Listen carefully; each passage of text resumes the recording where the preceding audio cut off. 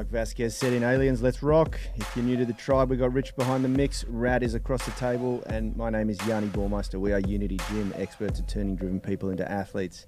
This episode is brought to you by the Unify Movement System, the online program that balances strength, flexibility, and fitness so you can unleash your inner athlete. Get daily coaching by us, plus both our epic gym and home workout programs as a valued listener. Use the link in the description to get your first month free. Before we get started, warm welcome to everyone watching on YouTube. Remember, hit that like button. The more likes we get, the more people get to see this wicked content, and subscribe if you like what you see. I'm super excited today to announce that we have joining us Phil White from ADPT Physio and Sebastian Orob, aka Bass from Australian Strength Coach and StrengthSystem.com. Yeah, and if you didn't know, Bass started work in the fitness industry in 2004 as a personal trainer and strength coach, and then moved into roles that included personal trainer education. 5 years ago, Bass stopped coaching one-on-one in the gym and moved to running face-to-face workshops, online education, and coaching strength training. Bass has coached professional athletes from a variety of sports, including rugby, UFC, boxing, CrossFit, powerlifting, strongman, and fitness modeling. Most recent project that Bass is working on is a program design software for personal trainers. That's awesome, mate. And Bass, if anybody didn't know, is an old friend of ours. He used to be a trainer back at Unity Gym when we first opened. We go way back, and it's a pleasure to have you on the show, man. It's a pleasure to be here, and I think we go well beyond when you guys opened your gym, back to Fitness First days. Oh, yeah. So when I first started, I reckon you were probably one of the first personal trainers that I met, Yanni. Yep. Rad, you came into the mix a few years later. I think you were... Yeah, after I'd been in the Australia. army, yep. Yeah. Yeah, that's right, yeah. Yeah, so we're the old dogs Right. in town, so That's right. it's good to be back together. And thanks, Phil, for joining us as always. Yeah, stoked to be on this one. Been amazing as I've got into my physio journey. I think strength and training is something that's really under taught in physiotherapy. So learning from you guys has been absolutely instrumental in how I approach things. So Yeah. stoked to have. Yeah. Bass has been a massive influence on our Unify Movement System. His investment and results that he's produced in strength training has been a big influence in what we do. So it's always awesome to have Bass on the show, and I know that our audience love it. And we're talking about what can we add value to our audience by having Bass here on. And I think something that it would be really interesting for people to hear about is your take on everything that's going on with Thor, Hafthor Bjornsson, and his transition to boxing, his upcoming boxing match with Eddie Hall. And the reason why I think people could get some value out of that is because how well you know him. And you were, you're not only a friend of Thor's, but you were his strength coach leading up to and through the year that he became the undisputed strongman of the world. Is that right, Bass? That is right. So a bit of a background, I met Hafthor in 2016. We were paid to do a seminar together through, what's the company called? SodaStream is the company. Yeah. Thank you, Phil. Yeah. And so it was a little bit of an accident how it came about, but they called me. They knew that I was an educator, and they wanted me to host a seminar with him at my gym, base gym in North Sydney. And so he came down, and I thought, don't you worry, guys, I've got you covered. As soon as Thor sees my gym, he'll understand that he's working with someone that understands a little bit about strength. He'll know straight away. The reason I'm saying that is because he didn't speak English, and that was one of the disclaimers that they gave me. He doesn't speak English too well. And I said, don't you worry, my equipment will speak his language. And the funny thing was he actually did speak English very well, and you probably know that now. Yeah, it's improved, but even back then, he was just very quiet around people that he didn't know particularly well. But when he came into my gym, he had a look at it, and he had a big smile on his face. And when he realized that I was going to take charge with the education, he was at ease because he thought he was going to have to deliver the seminar. Yeah. And then when we did the seminar together, he realized that I knew a few things about moving barbells, and he thought that obviously it could help him with his game, and he asked me to be his coach. This was in 2016. Not in my wildest dreams that I think this would ever happen, but I, of course, jumped at the opportunity. Yep.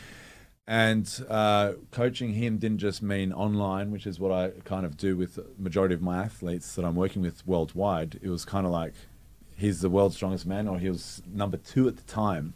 And my job was to get him to number 1. And he said, would you be willing to travel the world? And I said, for you, 100%. I'm not missing out on this opportunity. Yeah. So every year, 2016, traveled to Bangkok, where he was filming for Kickboxer, the movie Kickboxer, I think Retaliation. He was the bad guy. So I was with him on set there, training for World's Strongest Man at the same time as recording for the movie. He came second that year, and you know, a bunch of other competitions as well. 2017, same thing, traveling over so that was just Bangkok, then we went to Botswana, then we went to Iceland, and the next year was a very similar traveling schedule. And then 2018 is where he had the most successful year of his life, and pretty much the most successful year that any strongman has had. 2018 he won World's Strongest Man, Europe's Strongest Man, Icelandic's Strongest Man, World's Ultimate Strongman, the Arnold's. And then at the end of the year, he did a powerlifting competition for a bit of fun and totaled 1,100 kilograms. Wow. So phenomenal strongman athlete. But then it got to a point for Hafthor where it was, it's hard to speak about this, but strength at the highest level isn't necessarily the healthiest thing. Especially a lot of people don't understand what it's like being. His weight is 205 kilograms. That's how heavy he was. That's insane. I weigh 90 kilos at the highest. Right now I'm probably at 87. I just can't wrap my head around that. 205 kilos. And he looks every bit of it as well. Yeah. If you see him in person, it's just, you have to take a step back because he's when I first came to that SodaStream event, I came onto that seminar and I was used to very large people in that gym. Like, you know, you've got Australia's like heavyweight champion with Alex Simon, and you're used to seeing people like that. But then Thor was just like another level. It was mind breaking. I remember when you came into the gym straight after that, and it was like, man, I just my mind couldn't comprehend this, you know. Yeah. And he was 180 then when you met him, exactly. so he even put on weight. So I remember he stood on the scales and he jumped on and was 180, and everyone's looking at each other going, "What a freak!" And he did this gesture, the thumbs down gesture, like too skinny for me. And we're going, we couldn't comprehend. Anyways. How heavy was he when he broke the deadlift record? Yeah, 205. 205. That was his biggest ever. Yeah. And that's pretty much, that's his best competition weight. That's when he's absolutely the strongest. Yeah, yeah. But you know, lift, and that's something that I talk a lot about, you know, being big and strong is really great for lifting heavy things, but everything else in life, isn't that nice? Yeah. You know, breathing, like you have to sleep with a CPAP machine. Otherwise you snore like a chainsaw. Yeah. Flatulence, it's a funny one that I joke about, but it's a real thing, you know. You know, putting your t-shirts on, walking down the street without getting back pumped. Just the logistics of eating that much. Like, what's it? Whoa, that's the biggest job actually. It's funny you mentioned that. It's actually harder than the competing and the training for the competition. Having the discipline to consume, you know, 10,000 calories a day. Yeah. You guys you've actually got some good content that you put up on your YouTube channel as well, like a day in the life of you trying to compete and eat as much as he was at the time. Yeah, that was Thor's channel, and I did that. And the interesting thing is... Did you do it? Did you eat every calorie that you ate? Every calorie, minus the last meal, which was a litre of milk. So of all things, actually, I got through the entire day. Oh, God. And that's actually on it's his YouTube channel. Yeah. And I got through the entire day. That was an 8,500 calorie day. Yeah. The litre of milk, he forced me to do it. And it's like, I thought I gotten away with it. And I was good, actually, because the meals that he eats isn't just about stuffing your face with pizzas good, and burgers. Healthy, Yeah, and it's calculated. It's food that's easily digestible. Yeah. So this is, you know, it's based around white rice with minced beef. So that's already chewed up. The minced beef is pretty much chewed up for you. And the white rice is, very easily digestible. Yep. And they pour, what's it called? Glucose.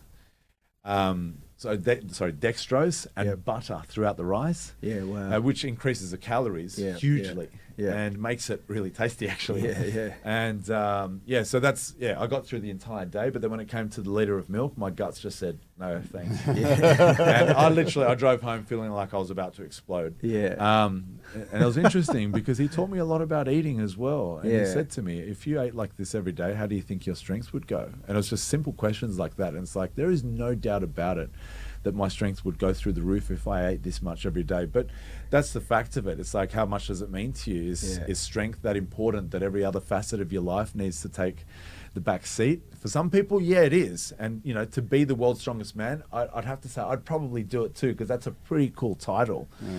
But it gets to the point where, he got that title. And then I guess it was just time to move on because, it's not as nice as it is to have a title like that, you know, being alive and healthy, especially he's a family man. He's just had his second child I think that's a little bit more important. Just on that food topic, I find it absolutely fascinating with the kind of absolute specificity of becoming the strongest or becoming the fittest. Like I'm into triathlons at the moment, and Chris Froome, who did the Tour de France, like his basic superpower is that he could eat and consume and process more glucose than any other athlete. So like, you know, he's genetically gifted in that area, so he could just churn through more fuel and get to that top level. And so it's amazing when you get to that kind of level. It's like, it's not necessarily the thing you think that is going to be the difference between. Yeah. It is a superpower. It's funny you say those words, but unless you've tried to consume that much calories, it's a superpower for those who can. And I don't know too many people that can, but Thor's one. Alex Simon is another.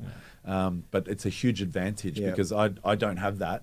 And that's why I'm half his size. Yeah, I've actually spoken to professional bodybuilders who have said that too. They say that one of the biggest things is not whether the body breaks, it's whether your body, like your muscles break. It's whether your digestive system breaks from just consuming so much food, you know.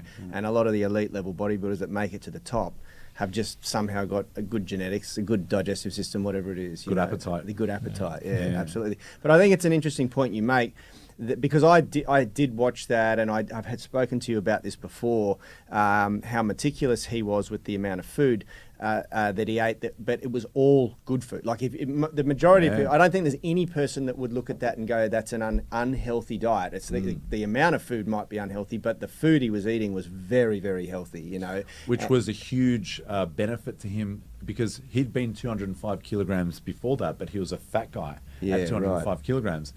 Actually, if you saw him at his peak, of course, there was a large amount of body fat compared to a bodybuilder. But compared to a lot of the other strongmen, he had a huge amount of muscle mass. And that's right. The food quality was very high. He wouldn't just get standard beef mince. He'd get highest quality beef and make the butchers mince it. As I don't want to say the words clean because that's frowned upon in the nutrition industry, but you know what I mean. The most unprocessed type of food that you could get. And it's like, how can you eating 10,000 calories, if I was to do that without any education, you'd think ice cream, burgers, pizzas, it's probably the easiest way. But actually it's not that easy, because when you eat that type of food, you don't feel good, and your digestive system isn't happy, and you lose your appetite for the remainder of the day. So that was the beauty of the choices of the food that he had. It allowed him to digest the food quickly and have an appetite to eat the next meal, which was 2 hours later. Can you imagine that, eating a full-size meal and then 2 hours later you got to do that again? That's where it's challenging. And there's so many other parts to it. Like, for example, I'll divert a little bit in competition.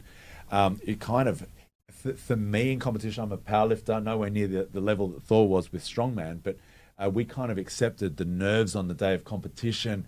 What do you eat? You've got no appetite, and we'd come prepared with things like sweets, snakes and jam and honey sandwiches on like easily palatable foods, to give us a quick burst of energy. With him, as soon as he finishes an event in a strongman competition, I'm there with his thermo with rice and beef that he's eating as soon as he comes off from one event, goes on to the next. He's eating a full meal. And it's like, a lot of people say, I'm an athlete, so I just don't have the appetite because of the nerves, etc. And it's like, with him, there was no stone unturned. It's like, grow up. Because how many days and how many events was that over? In World's Strongest Man, to put it into perspective for all the powerlifters out there that think powerlifting is hard, which I do. Strongman is the next level, because it's 3 days of qualification, 2 days off, and then 2 days of finals. So essentially, it's 5 days of competing at the highest level, lifting weights that no other human can lift. And then the next day you wake up broken and in a lot of pain, and then you've got to go and break world records the next day. So it's kind of like, it's literally superhuman strength that these guys are performing, and not everyone can do it. That's why these guys at World's Strongest Man truly are the strongest men in the world. People say, who's got the strongest athletes in the world? Is it weightlifters, strongmen, or powerlifters? Without a doubt, it's strongmen. For that reason, to have to perform those feats of strength day after day. Any powerlifters listening out there, what you feel like after the day after a powerlifting competition. You are broken and pissing and moaning about how tough the day before was, and you need to take a week off to deload or whatever to recover. Strongmen are a different breed. Yeah, that's intense. wow. And how does his regime compare to the other sort of 10 or 12 at that elite level? Because the only experience I've got is watching the Eddie Hall documentary and stuff like that, and he didn't seem as meticulous with his nutrition. He was sort of, I think he was actually just training up to try and do that deadlifting. The 500 kilogram record. deadlift. That's right. So he was Yeah. just stacking on weight, but he didn't look happy and he didn't look like he was eating very good food. Yeah. So if you look just physically, take the height out of the consideration. 205 kilograms for Thor is a lot leaner than 195. So Eddie Hall was 195 kilograms when he deadlifted 500 kilograms. Yeah. But he's 6'2" compared to 6'9". So you Yeah, look at wow. Thor, he looks much more athletic. You looked at Eddie Hall and he was a lot rounder. Yeah. Right? And so the type of food, I'd say that Eddie Hall had a lot higher amount of body fat on him than Yep. Thor. Thor was a lot healthier. He could move a lot better. And that's what Thor was known for as a strong man, is his athleticism. Yep. So Eddie Hall was known for his static strength. So squatting, deadlifting, overhead pressing. He was just phenomenal. He Yep. is phenomenal. Yep. But Thor was a lot better at, Atlas stones, throwing kegs over a height, the moving events, more athleticism. But yeah, Eddie Hall eating 10,000 calories. You see a lot of his videos, and it's It's crap. Yeah. Crap. It's crap. So that begs the question: who's going to win in a boxing fight? It's hugely biased opinion from my part, Yeah. but of course I'm going to say Hafthor. But like I just said, the athleticism, like Eddie's advantage over Hafthor was static strength. Hafthor's advantage over Eddie was athleticism. What wins in boxing, athleticism or static strength? Yeah, that's right. There's one facet that I believe Thor has the advantage. The next advantage is, let's go and have a look at the current heavyweight champion in the world. Who's that? Tyson Fury. How tall is he? He's huge. Yeah. Well, he's 6'9", which is the Yeah. same height as Hafthor. There's a reason, and who else is up the top there? We've got Deontay Wilder. What's he? 6'7". 6'7", yeah. And then after that, we've got Anthony Joshua. Joshua. How old's he? 6'7". He's How tall 6'7", is he? yeah. Not old. These guys, and before them, it was the Klitschko brothers. How tall are they? Like, there's a reason why these guys are actually good at boxing. It's because that height and length and reach is a great advantage. I'm not saying being short, it means you're not as good, because there's a lot of other short champions as well. Mike Tyson. Yeah. Someone who just beat Anthony Joshua, and Andy Ruiz. Yeah. Wow, I love that guy's fighting style. He's crazy. Yeah. Yeah. Have you seen his training right now? I He's watch it a dropped lot. so much weight. Yeah. He's taking it really seriously. As he should, because Yeah. that was his disadvantage in his last fight against Joshua. Yeah, he just sort of mucked around and put on a whole heap of ice cream weight. He got a bit too fat. Yeah, That's right. which isn't an advantage. Yeah. And I'll tell you now, I'm not going to underestimate the work ethic of Eddie Hall. I know he has to work hard to be the world's strongest man, which he was in 2017, requires its superhuman strength. Yeah. Thor's got it too. So how much does Thor weigh now? How much weight has he dropped? He's about 150 kilograms. Jeez, he's looking good, isn't he? He's Man, looking he's phenomenal. He's looking Incredible. He's really got good. abs yeah. and everything Yeah, on him. yeah, which is Yeah. crazy. Imagine that, 150 kilos with abs. Yeah. What? Oh, man, yeah. And what And about Eddie? How much is Eddie weigh at the moment? I Does don't he know look- too much No. about Eddie. I don't follow his work, but I'm quite sure that he's about 10 kilograms heavier than Yeah. Thor. And is the boxing match still on? Is it still Yeah, something that's happening? yeah. So it was scheduled to be around what are we? November, so a month ago. Yeah, but Eddie but Hall COVID. tore his bicep training for the fight, and so they had to postpone the fight. So that's a big disadvantage for Eddie. So Yeah. that's another thing that works in Hafthor's favour. So while Eddie's recovering and rehabilitating a bicep where he's restricted from a lot of work, Yep. Thor has He's done just 3 going for exhibition fights. Yeah. Which is what you should be doing Yeah. in preparation for a fight, is having experience fighting people. How'd he Yeah. go in the fights, in the exhibition? Look, to be honest with you, there was no winner. So Yeah. that's the thing with exhibition fights. Yeah. They don't Yeah. allow knockouts, so it wasn't a proper fight, but it's a lot more than what Eddie's been doing. Yeah. I love boxing. I hit pads, but I will never tell people that I'm a fighter, because I'm not. Yeah, that's a I'm difference. playing the sport and just having a bit of fun as a hobby, but fighters get in the ring and fight other people. Yeah. There's a very big difference between punching someone who's moving and punching you back Yeah. compared to hitting pads. Yeah. And Hafthor's doing all of the right things. Yeah. So Yes, I am biased, but absolutely, I believe that Hafthor's going to win. He's got all of the advantages against Eddie, except for all of the loudmouth talking on social media, which, Eddie's got a huge fan base, and the banter back and I won't say back and forth. It's from Eddie towards Hafthor. Thor he doesn't have the same approach. He's quite a gentleman about it, actually. I don't know if anyone saw this, but when Eddie tore his bicep, they asked Hafthor in his YouTube videos, "What do you have a message for Eddie?" And he said, "Yeah, my message is please get better soon. Yeah. You've got to take this seriously. Let's fight. Come on, man. I hope you're okay." Yeah. There's not a chance in hell that you'll hear those words come out of Eddie Hall's mouth towards Hafthor. So the banter is very one-sided, and I'd say because of that, it seems to the general population that there's more confidence from Eddie's side because of that, but it's not. Thor's confident. And is there genuinely bad blood between them? Absolutely. Yeah. Oh, they That's hate each real. other. Yeah. That's real. Yeah. Yeah. There's no mistaking that. People think that it's WWF. Yeah. WWE. What's the wrestling Yeah, federation? yeah, They think yeah. it's all put on. It's absolutely not. I know that the banter back and forth, it's like the Conor McGregor thing. It adds for a bit of entertainment. Yeah. But these guys hate each other. When they fight, there's no way they're going to be friends afterwards. Yeah, right. No. Yeah, good. Yeah. So And is it a professional fight or is it a exhibition? this is a professional fight now. Yeah, awesome. So there's like knockdowns and all that. Like Yeah. in the other fights, of course, even though they're exhibitions, it's still possible to get knocked down and even knocked out. Yeah.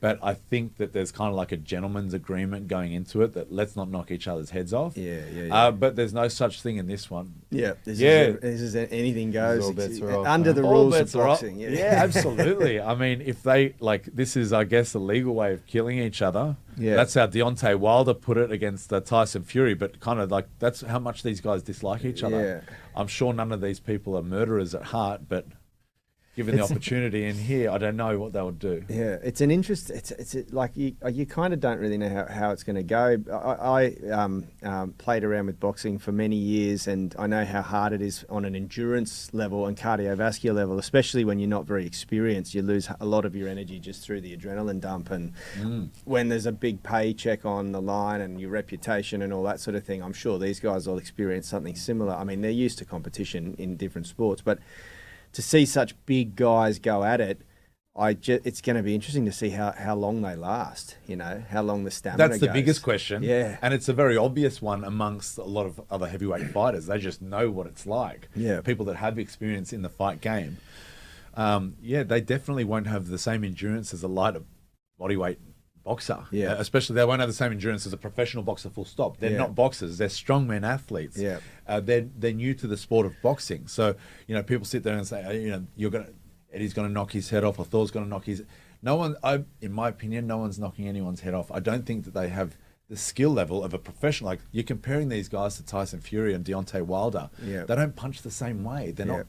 Like, they're new to the sport. Yeah. They're training their butts off. And I think it might be a little bit fun. Yeah. But it's not going to be as entertaining as Tyson Fury versus Deontay Wilder. Yeah. In my opinion, I just don't think it's what people expect. Yeah. Unless they know boxing, like what you're saying. Do they have the fitness? Probably not. Yeah. But I'm not sure what the rules are going to be. I don't know if it's going to be 2-minute rounds or I'm or sure not. they'll agree to shorten the rounds. It's possible because I'm sure it works in both of their favours as well. Yeah, As yeah. well as, from an entertainment standpoint, I'm sure that the promoters will want it to be entertaining and have the athletes have the energy to put Yeah. on a performance. Yeah. So I don't know the exact rules. I'm sure that they know the exact rules, but I've been a little bit out of touch with that. Yeah. So. And so what do you know about what this means for Hafthor? Is this something that he wants to stick with, or is it just this one I don't know, thing? and I'd have to say I doubt it. Yeah. He's a businessman as well, and I'm sure the majority of the world would be the same if they were presented with an opportunity to make. I don't know the exact payday, but I'm 99% sure it's 7 figures and plus. Yeah. And I do know that the World's Strongest Man competitions, not just World's Strongest Man, also Arnold's and Deadlift World Record, was the biggest payday for him was $100,000. Yeah. That's competition prize money. And the amount that they're working and committing to the sport for $100,000 payday compared to, in the millions. Yeah, yeah. But this is money the thing. talks. With YouTube now, I mean, look at Logan Paul. We were just watching this G up for Mike Tyson and Logan Paul fighting, and this, Are they going this to is fight? a big, I think they are, Oh, yeah. okay. This is a big business now. Yeah, like it's a it big is. business. Yeah. I mean, and this is the sort of thing that you could see him going on to do if this draws enough attention and enough money. I'm sure Logan Paul, Jake Paul, people like that will be like, yeah, we'll check, because they're just, they just do it for the spectacle. Yeah. And you can get, he can make a really good living out of this. Do one or two of these every couple of years, and That's what I mean. I think he wouldn't really have a deep down goal to be the heavyweight boxer of the world, the boxing champion of the world. But if You don't even need it to presented anymore, himself, yeah. if a good payday presented itself to him, I don't think that he would say no, and I Yeah. don't think many people would. Yeah. So that's what I mean. I don't know personally from his mouth, so that's not his words. Yeah. But I know Hafthor, and I know that he is actually quite an intelligent businessman. Yeah. And he knows that he wants a good future, and, Yeah. and that would entail making a good living with 1 day of work. Why not? Yeah, prize fighting has certainly changed since the advent of social media. And you can argue it all you want, but they're pulling in many cases more attention than a real big fight. In most cases, actually. Yeah. So that's what they're proving. Jake Paul, what is he, an amateur fighter at best? Yeah. And he's pulling in more money than any of the heavyweight UFC champions of the world. Yeah, that's right. It's And- crazy. And it's a little bit unfair for the fighters, but it's also bringing attention to the federations. Yeah. That they're not getting paid enough, especially in UFC. There's a lot going around that Dana's ripping off his athletes, Yeah. which I believe is true. Yeah. You compare the heavyweight athletes, UFC fighters, compared to the boxers, Yeah. and the UFC fighters get paid Bugger all. Yeah. nowhere near as close as the boxers, but I do believe they're pulling in the same, if not more, revenue than boxing. So Yeah. Probably more these They're days. pulling I think more. so. Yeah. It's pretty popular. Yeah. Yeah, they're pulling in more. Yeah, Yeah. look. Interesting. All right. Well, Bass, that was awesome. That was a great chat and really good insight for those that didn't know Bass's affiliation with Thor. I'm sure you learned something from that. I certainly did. And as always, Bass, it's been awesome having you on the show. For anybody who is listening who wants to know where they can connect with Bass, he can be found on Instagram. At Australian Strength Coach is his Instagram handle for more training related information. And you can enroll in any of Bass's amazing courses at strengthsystem.com. So go check him out. And thanks so much for joining us on the show today, Bass. Love being here. Thank you. You're welcome, mate. Thanks, mate. Thanks, Phil. Thanks, Phil. Awesome. And we're out. Awesome. It was good. That was confusing Yeah. for a second. Oh, that we're finishing. Yeah. Well, I've just got to, because we got to be careful that we don't roll into what the next topic. And I could feel Yeah. that was coming. I could feel we were about to start talking about something else, No, I and get we it. want to get multiple shows out of this. Bite-sized shows. Yeah, I that's get right. it. That's right. So we'll do the next one. We'll do is what's behind your recent transformation. Yeah. And again, I didn't mean to be rude out there. It's just that you started saying No, stuff that I would, get that it, would be man. good on the podcast. No, you weren't rude at all. You weren't rude at all, mate. So I was like, let's bring it Yeah, no, I inside get and it. we'll have the discussion in here. So I'm just going to ask you, you've lost a lot of weight lately, and I've seen you on let's go. on Instagram talking about cutting calories and shit. Just a What's topic behind that I it? think would be really good that we didn't kind of get to in that I was hoping for is like the transference of just the powerlifting movements to then other sports, because you kind of started with that a bit about like building raw strength, and then it Well, going across to that can be strongman a versus- show probably on its own. Do you reckon? Yeah, I don't know, but I just think that's Yeah. like one that I think Yeah. I would love, and I think that's where we can give like especially the value. calisthenics audience members where Yeah. you This just is- whipped out that flag that time. It's like This is the thing that we tackle a lot, where people want to come and do cool looking shit. And I always say to you, look, you've got training and you've got competition. And competition, we believe, should be, you should find something that you can compete in, whether it's to compete in powerlifting, CrossFit, rugby league, fighting. Find somewhere to express your strength and skill. And if you don't have something, we introduce calisthenics because it's just cool to show off doing. But that's not how you train. You fucking train to get really strong. And if you want to do calisthenics, then you need to also be flexible and mobile. And training and competition often look very different. Like the way a person will train will often be a little bit boring in comparison to the way they compete. And so that's So maybe that a kind of message. works like into that third topic that we have on the repetitive of training and Repetitive probably training. will- Yeah, probably yeah, lead into that. absolutely. Yeah, we can Yeah, probably do that together. absolutely. All right. Well, let's get into the next one. Yep.